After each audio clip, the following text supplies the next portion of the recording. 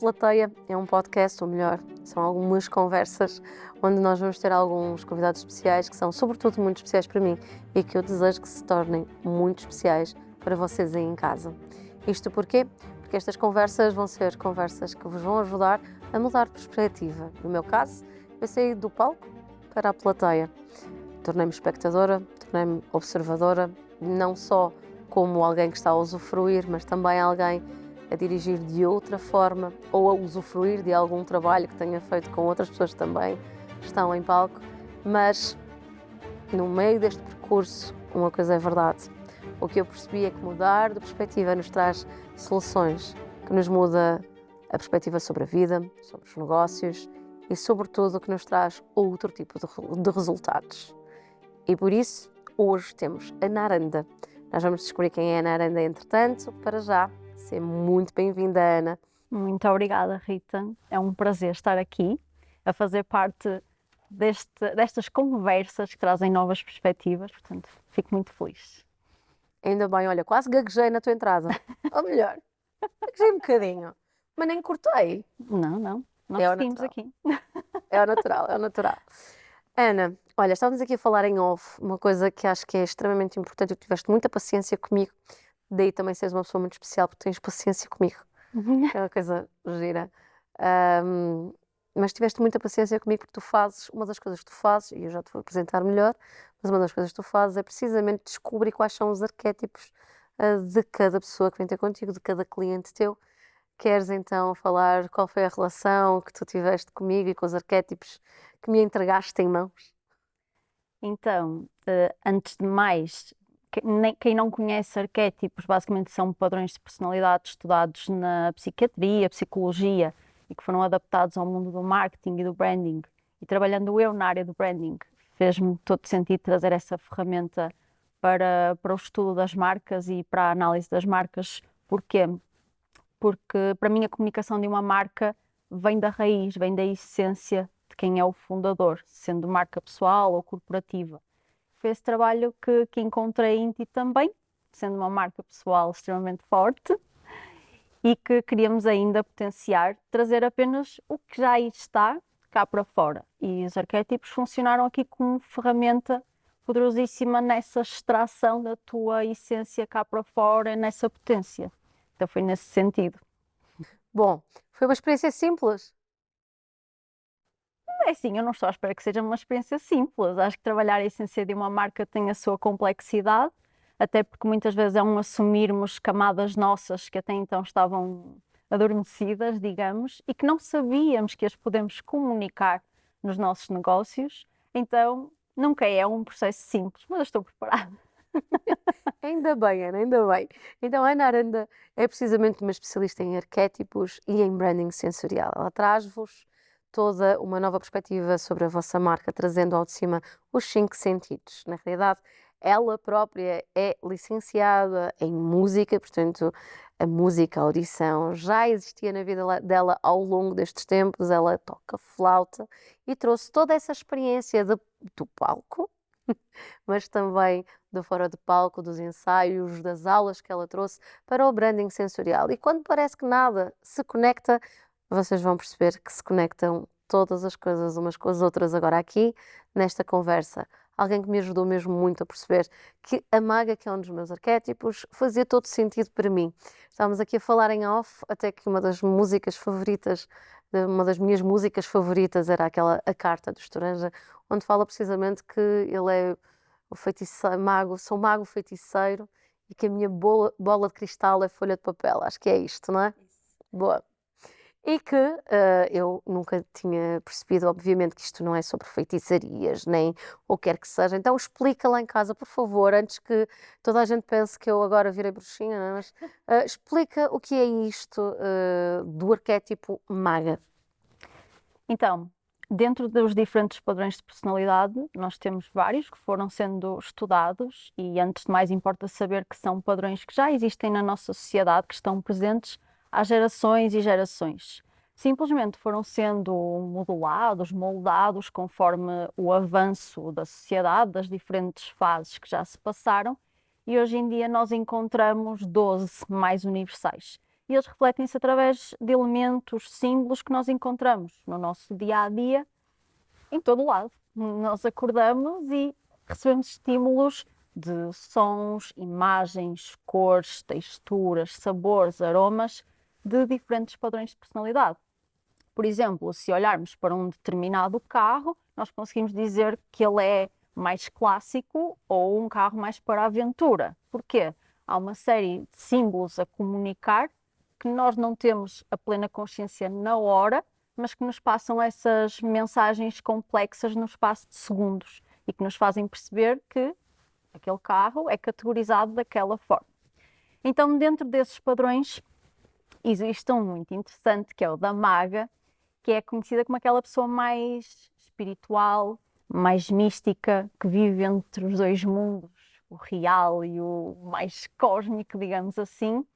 Mas isso não tem que necessariamente ser algo mau, né? Durante muitos anos foi visto pela sociedade talvez como bruxaria, como algo que não existe, né? Que é muito fora da realidade, e na verdade, cada vez mais é provado também pela ciência que é algo finito, algo limitado, e curiosamente nós acreditamos muito e confiamos muito, mas que existe realmente aqui uma junção de mundos. Existe um lado mais real, digamos assim, o que vivemos aqui no hoje na sociedade e aquilo que a sociedade foi instaurando, e o lado mais espiritual, que todos nós temos e que tem vindo a ser mais trabalhado em nós.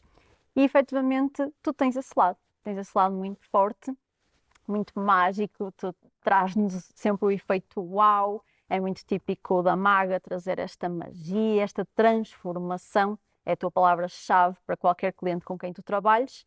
Então sim, é um dos padrões que está presente na tua personalidade e que no início tinha desta questão, né, de negar com todo o misticismo e percebeste que não é preciso ser dessa forma, certo? O que é muito interessante aqui é que, a dado momento, deste-me exemplos como a Disney. A Disney toda a gente ama e utiliza esse, e a Disney acaba por trazer também o arquétipo da maga. Ahm, Lá está, pode ser, a transformação é real e a transformação, na realidade, ela pode não ser tão visível, e é um pouco isso que eu trabalho, as ações. Na realidade, eu até sinto que trabalhei muito isto através das personagens, não é? As ações, elas tornam-se reais e materializadas a partir do momento em que nós entendemos os comportamentos das personagens, de porque é que elas estão naquele estado de espírito ou naquele mood, ou o que é que elas fazem e porque é que elas fazem. Então, eu, no fundo, eu gosto de materializar ações, eu gosto de tornar o invisível, este invisível dos comportamentos, em algo real, que são os resultados finais.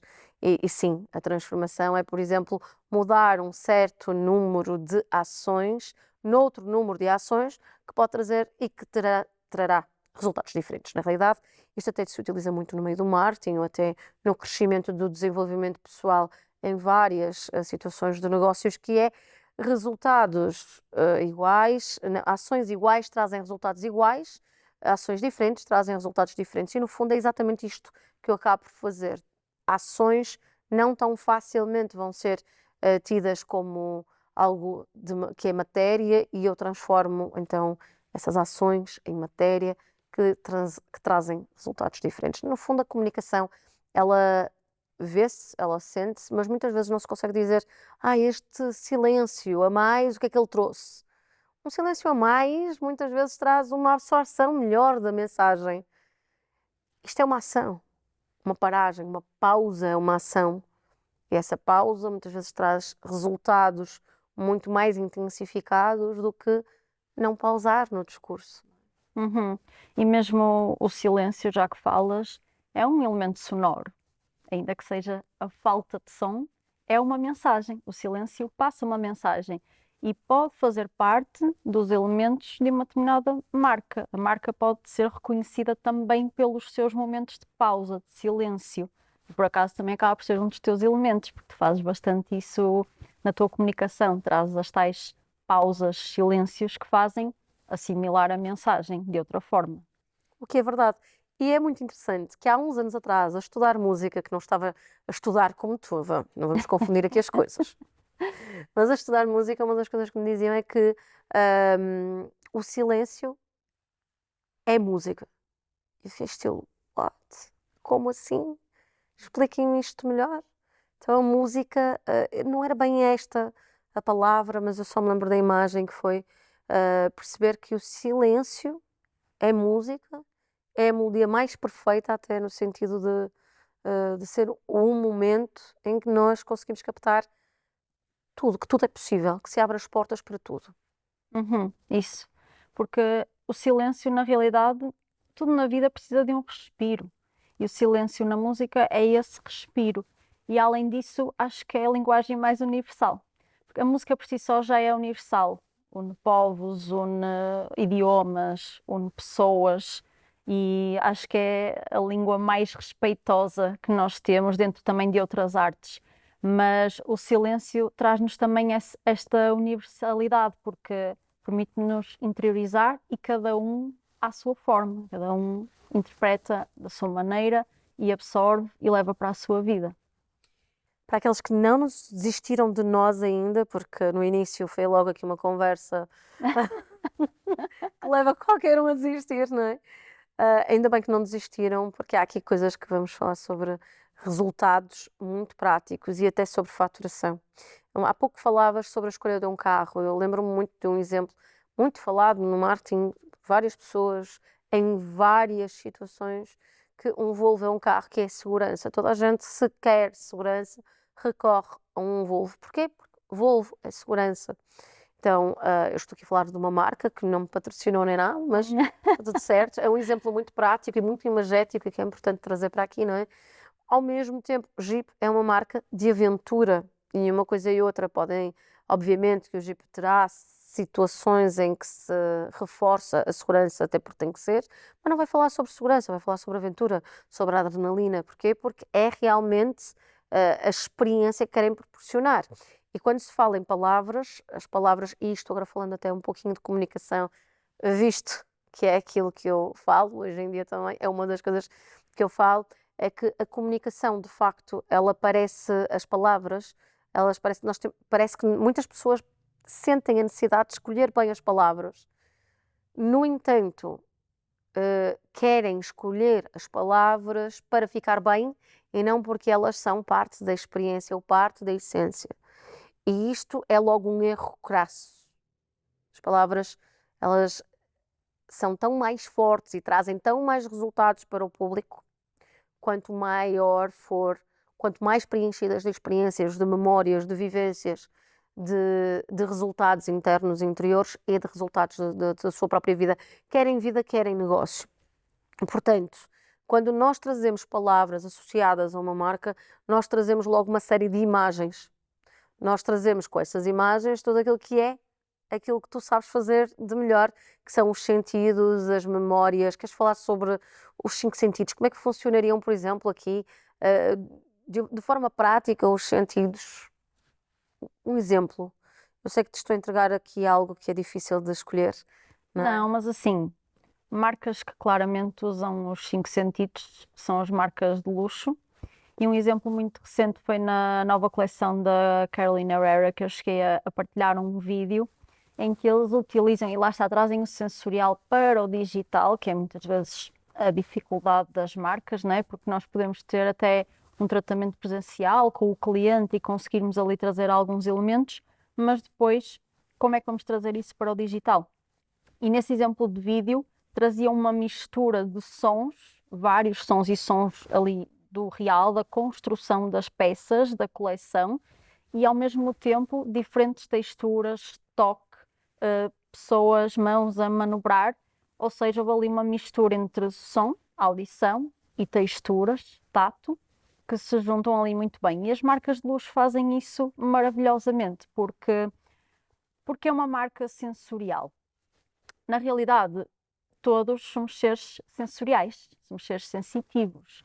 Se nós pensarmos na história da nossa vida, temos uma série de memórias, de acontecimentos que se passaram connosco e nós nunca associamos só ao facto em si, mas como nós nos sentimos naquele momento. E muitas vezes associado a cheiros, a sabores, a texturas, a pessoas que nos passaram uma determinada energia. E tudo isso leva ao produto que nós somos hoje em dia, não é? Que é a junção dessas memórias. Sendo uma marca corporativa, ela deveria ser sempre o reflexo do seu fundador. Então, deveríamos trazer esses elementos do seu fundador, da sua história, na marca.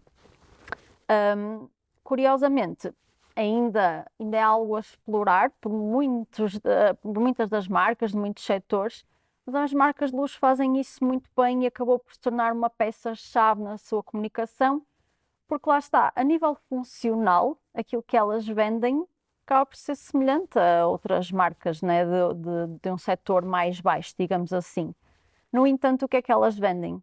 Comunidade, pertencimento, desejo de chegar àquele determinado patamar, seja lá o que isso for, e isso é muito feito através dos 5 sentidos, e as marcas de luxo geram esse desejo ainda antes de tentarem sequer convencer alguém a comprar algo. E quando nós compramos, não é o produto que nós estamos a adquirir, é aquilo que nos faz sentir quando compramos aquele produto. Então, quando alguém compra uma determinada mala, por exemplo, está a comprar aquele estatuto que sente, aquele poder ou aquela elegância que sente que provavelmente não tem ou que deseja ter e que se atinge através dessa marca. E é muito através da comunicação sensorial. Então ali nós vimos a qualidade das peças, nós vimos a textura, vimos os diferentes materiais que foram utilizados. Então é uma marca que me lembro agora muito recentemente de ter feito uso do sensorial como parte desse desejo de marca. É muito interessante estares a falar sobre isto porque no cinema, quando nós queremos introduzir muito bem a pessoa no sensorial e no sítio, no local onde se está, não só o movimento da imagem nos traz essa sensação de estarmos lá dentro, como por exemplo a câmara entrar muito próximo da própria água, ou até vermos e visualizarmos as ondas, ou um plano muito próximo, como também o som acresce aquela experiência, como quando existe uma gota a cair num determinado lugar ou noutro lugar, o som é completamente diferente, e todos esses microsons que são trazidos de uma forma consciente no filme, eles fazem-nos viver de uma forma amplificada essa experiência. Então há um desejo de viver com as personagens, há um desejo de entrar cena adentro, e por isso é que muitas das pessoas saem do cinema a dizer porque eu faria isto, porque coitada daquela personagem, elas envolvem-se de tal forma como se estivessem a viver dentro daquele filme. Se o filme for bom, isso acontece. Se o filme for mau, claro que não. Assim como quando o filme tem um bom som, ninguém se lembra de dizer o som daquele filme era incrível, mas se tiver um mau som, diz o filme estava insuportável e o som era terrível. Portanto, realmente cada uma das sensações são parte da experiência e quando realmente existe aquela pele de galinha a acontecer, é quando de facto se consegue um resultado imersivo. E não tão pouco frequente, a questão de trazer pessoas para eventos presenciais é precisamente trazer a pessoa nessa capacitação através dessa experiência imersiva. Então vemos as luzes, vemos músicas, há pessoas que até usam a música de uma forma não conhecem nem sabem exatamente o que é que estão a fazer, mas acabam por trazer outras músicas que já viram algures e que são músicas muito até no arquétipo da heroína, não é? E podes explicar isto, claro, mas vou só concluir aqui o raciocínio. Porquê? Porque empoderam as pessoas para conseguir chegar aos seus próprios resultados, para sair dali e no dia seguinte quase como terem um plano de ação para fazer acontecer, não é, Ana?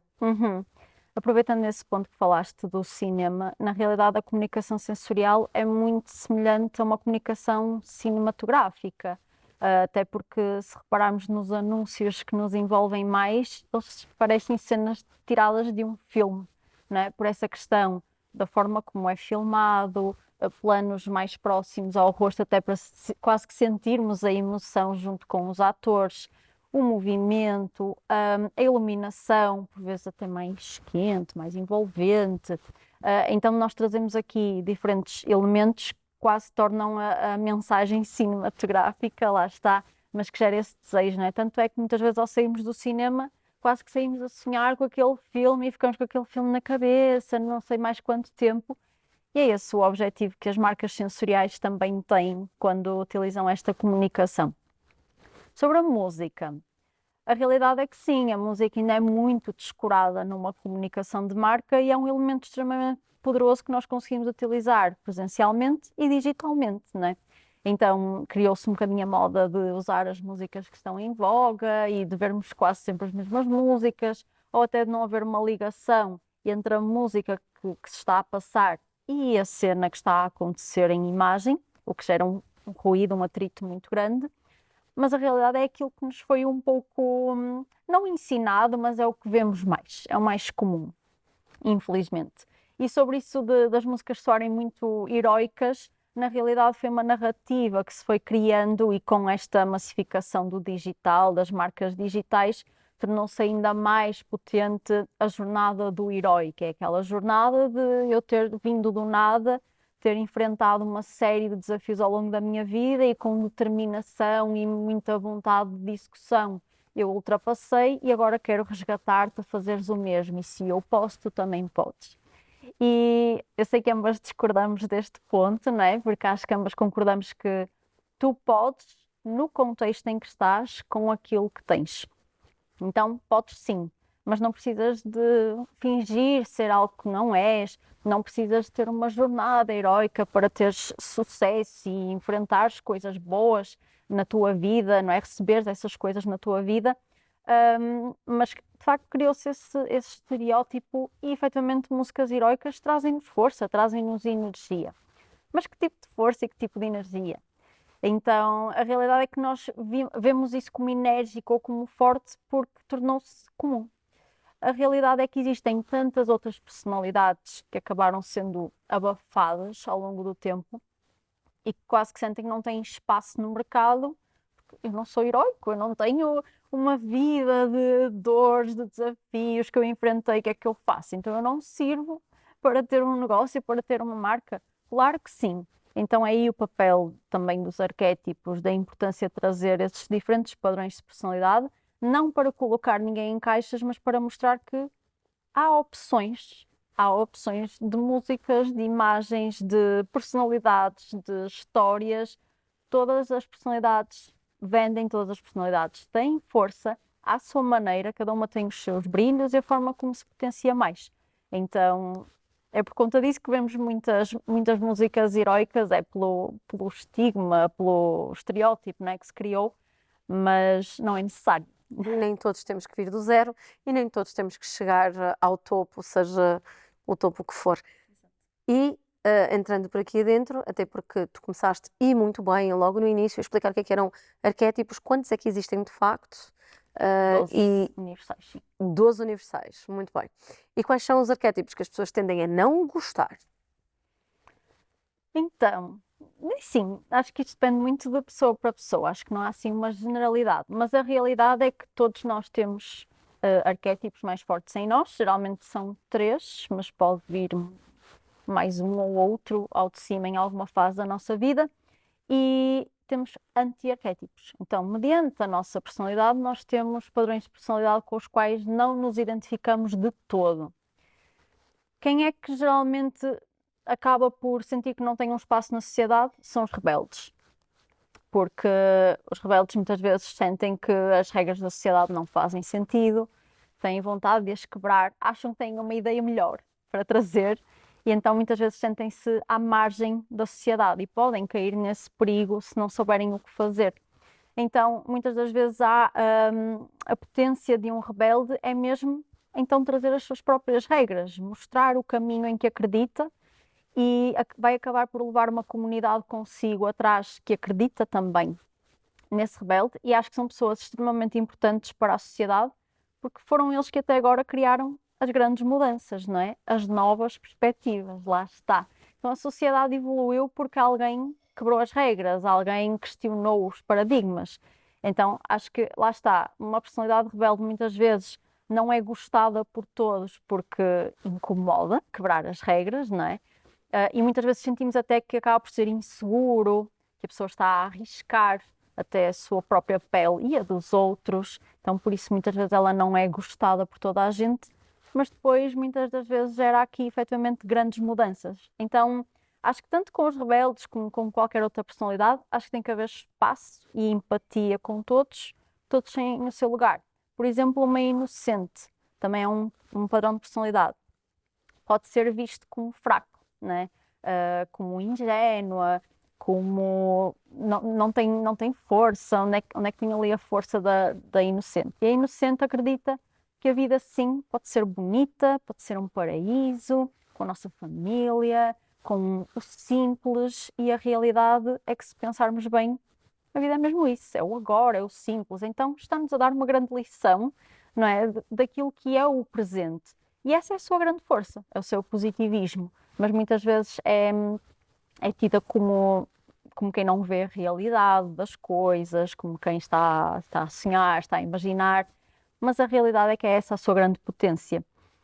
Outra também é a performática, que muitas vezes é a vista como o bobo da corte, que anima toda a gente. Então pode não ser tão levada a sério também pela sociedade, é engraçada, mas como é que podemos trabalhar com uma performática? Como é que uma performática pode colaborar, pode trazer algo para a sociedade? A grande potência dela é mesmo o viver o agora e a vida como uma festa. Então nós podemos trazer sim a performática para a sociedade também e abraçá-la, porque ela tem essa sua grande potência. Quando é que ela entra em decadência, em doença, digamos assim? Quando a colocam numa caixa, quando a colocam a fazer burocracias, ela detesta, não é? Porque não tem espaço de criatividade, de exploração, de viver só o agora. Para que o amanhã, se nós temos o agora? É muito o que uma performática pensa. Então, assim, são alguns padrões de personalidade que podem ter alguma dificuldade de se mostrar na sociedade em geral. Acho que felizmente hoje em dia já há mais espaço para trazer essas personalidades cá para fora e, efetivamente, se todos nós nos conhecêssemos, tínhamos mais empatia uns com os outros, porque percebemos simplesmente que aquela pessoa é só diferente de nós, não é melhor nem pior, é só diferente, e também podemos perceber que, ok, posso não mudar com ela, posso não conseguir trabalhar com esta pessoa, podemos não fazer uma parceria, e está tudo bem. Haverá alguém que se encaixe mais comigo, que se alinhe mais comigo. Então é muito bom não só para a comunicação das marcas, mas para tomada de decisões, trabalho em equipa, decisões de parcerias. Então, assim, acho que é um mundo e que nos dá muitas respostas. Tu vês que isso possa ajudar, inclusivamente, equipas dentro de empresas a funcionar melhor? Sem dúvida, precisamente por este ponto, que é, nós conseguimos perceber dentro de cada padrão de personalidade as potências e sombras de cada um. Nós conseguimos perceber que aquela pessoa tem aquela determinada personalidade e quais é que são ali as potências dela, em que é que ela vai brilhar mais. E se calhar percebemos que se ela não se dá tanto a fazer outro tipo de funções, não colocá-la nessas funções, simplesmente. E também nas relações entre colegas, não é? Pode não haver a necessidade de juntar o colega A com a B se as personalidades ali não se encaixam. Não se encaixando, há formas de encontrar aqui um equilíbrio, não é? Obviamente, e nem tudo é o ideal, claro, não é? Mas sim, sem dúvida que gera mais empatia entre as pessoas e uma melhor colaboração. Isso é interessante porque quando nós falamos é incrível, é mesmo incrível, porque é tão comum ver pessoas que estão a debater-se por um trabalho, a debater-se por uma posição e por um posicionamento e acabam por tentar ser algo que não são, e isso sim é que as prejudica. Quando se de facto olharem para aquilo que é a essência, a personalidade, elas vão se encaixar muito melhor. Isto leva-nos até ao início da conversa, que é, ok, ali houve uma parte em mim que não aceitava tão bem o facto de eu ver, de eu olhar para o invisível de uma forma clara e daquilo que as pessoas olham muito mais de uma forma clara para aquilo que é material, não é? E eu não aceitar isso tão facilmente fez com que fosse mais difícil chegar com determinadas mensagens. No entanto, perceber que eu consigo traduzir uma ação em algo material, num resultado, é se calhar uma mais-valia muito grande, não é? Se calhar, eu sei que é uma, porque eu vejo isso na prática todos os dias com vários clientes, é uma mais-valia porque eu consigo traduzir uma ação em algo material, logo as pessoas conseguem tomar decisões muito mais fácil. As equipas acabam por se se encaixar muito melhor também. E no fundo, o que tu estás a fazer também é uma destas capacidades de olhar para as harmonias e para os fluxos que acontecem por causa do comportamento. Na realidade, o design já utiliza os arquétipos há mesmo muito tempo, certo? Sim. Mas a realidade é que os arquétipos acabaram por ser utilizados muito como uma ferramenta de quem tu desejas ser. Então, mesmo sendo utilizado já pelo marketing há muito tempo, pelo próprio design, muitas das vezes a realidade é que um determinado cliente pede: eu quero isto, quero esta determinada imagem, quero esta determinada forma. E efetivamente os profissionais constroem e maravilhosamente. Mas será que realmente reflete a personalidade, a identidade daquela marca? Então passa por um trabalho muito mais complexo do que isso, porque arquétipo não se escolhe. Eu não quero ser um arquétipo X. Eu sou um determinado arquétipo. Nós geralmente, então, como eu disse há pouco, temos um trio ali mais forte.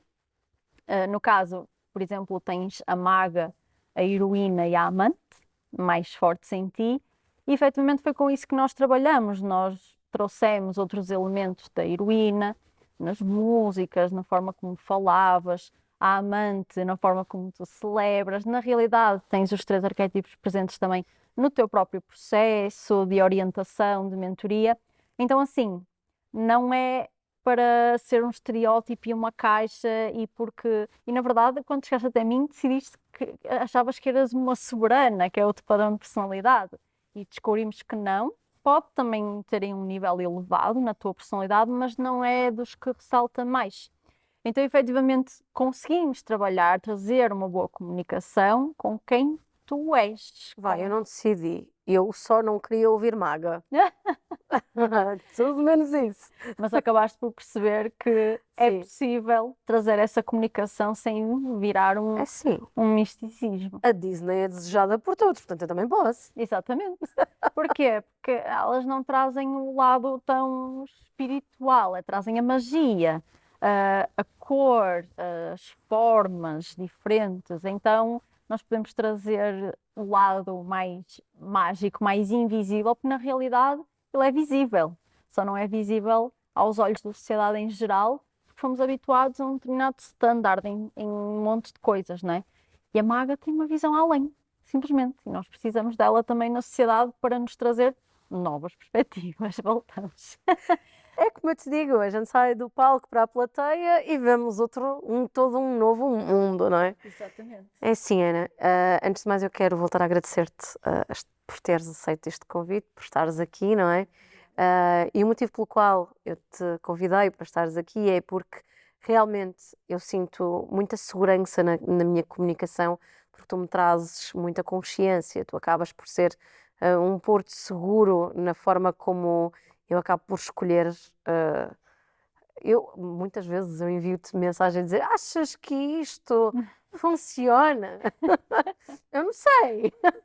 Não é? Então, o facto de tu perceberes muito bem quais são os arquétipos, a minha essência e até quais são os meus pontos mais fracos e onde é que eu me posso sentir mais vulnerável, tu ajudas-me a tomar melhores decisões, sobretudo na forma como me comunico no digital, que era um dos meus pontos mais vulneráveis, eh, desde, desde a passagem de informação no digital até a imagem que gostaria de colocar, e quando eu falo de imagem, falo desde a escolha de fotografias até, sei lá, uma série de coisas, não é? E tu acabas por ser um braço direito todos os dias, e eu gostava que toda a gente te conhecesse, não é? Obrigada. E também fez parte do meu trabalho para poder trabalhar com outros clientes, conhecer-me a mim também, né? Então, um dos meus arquétipos é o da soberana e a principal motivação de uma soberana é prover segurança aos outros, né? Através de uma estrutura, através da ordem. Por exemplo, uma cuidadora provê segurança ao outro através do cuidado, precisamente, tal como o nome indica. A soberana traz estrutura, traz ordem, traz segurança para poderes voar. Podes ir por aí que o caminho é seguro. Então, trazer esse meu lado foi extremamente importante para precisamente trazer segurança às marcas e tu foste uma delas. E depois Tenho outro que é a exploradora, que traz a liberdade de sermos, não sermos colocados em caixas, precisamente. Todas as personalidades valem, todas contam, todas na sua unicidade, na sua diferença. Eu não acho que todos somos iguais, de todo, nem coloco toda a gente nos mesmos patamares. Todos têm as suas camadas, as suas potências, as suas sombras a serem trabalhadas, mas isso é que é o interessante da vida. E depois a amante, que também tenho aqui forte na minha personalidade, que nos traz muito o viver, o apreciar, o amor, trazer o amor das diferentes formas, à família, aos nossos, aos amigos, aos clientes, então trazer esse amor. E por isso faz parte também do meu trabalho. E eu só tenho a agradecer por esta oportunidade de estar aqui sentada do lado da plateia a trazer esta perspectiva diferente, nova. Muito obrigada, Ana. Para finalizarmos, qual foi o melhor espetáculo da tua vida? E eu acho que posso nomear 3, deixas-me? Eu deixo. Afinal, são 3 dos principais arquétipos. Seria... Pronto. É. Olha, então, um deles foi no meu tempo de faculdade, quando eu estudava na ESMAI, com a orquestra da ESMAI, poder assistir. Eu fazia parte do backup do projeto, acabei por não tocar, porque os meus colegas garantiram e muito bem a performance, mas assisti da plateia e foi a segunda de Mahler e foi assim um trabalho extraordinário, é uma sinfonia lindíssima, com muitas camadas, muitas texturas, muitos sons. Foi aí que vi a vulnerabilidade de muitos a vir ao de cima, muitos que se mostravam ali com a sua dureza, até eles se desfizeram, digamos assim, o que foi maravilhoso, foi assim uma coisa inesquecível para toda a gente que lá esteve. Portanto, foi o primeiro. Outro que foi também um espetáculo para mim, foi de um artista que eu adoro, que é o Ryex. Ele também traz uma composição muito cinematográfica, lá está, uma frescura para a música soul, pop, tem ali algumas nuances, umas misturas, e também faz a mistura com instrumentos de música erudita. Portanto, ele tem um quarteto de cordas a tocar junto com ele e até a orquestra, de vez em quando, em algumas produções maiores. Eu assisti com um quarteto de cordas e aquela mistura dos sons de uma orquestra clássica com novas sonoridades atuais, para mim é maravilhoso. Adoro essa mistura de mundos e essa colaboração entre mundos, então deu uma sonoridade e uma harmonia incrível que eu nunca mais vou esquecer e gostava muito de repetir. E depois, de vez em quando, a vida dá-me uns bons pôres do sol, que são verdadeiros espetáculos para mim, que me energizam e que eu amo, portanto, são também um espetáculo na minha vida. Eu gostei desse terceiro também. Muito obrigada, Ana. Obrigada, eu. Nós ficamos por aqui da plateia neste momento, mas vemo-nos no próximo. Até lá.